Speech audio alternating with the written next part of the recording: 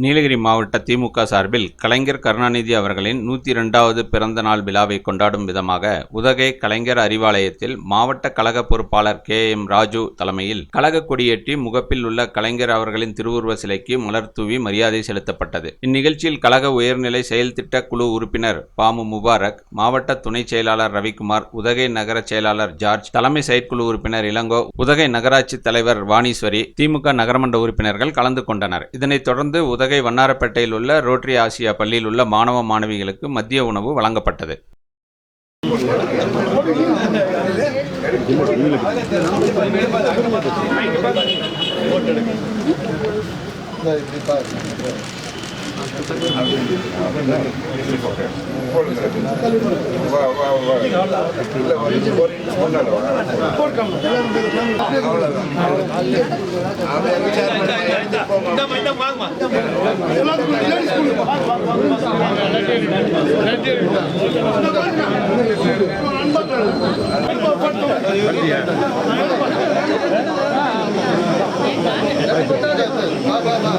ராகம் TV YouTube பக்கத்தை subscribe செய்யுங்கள்.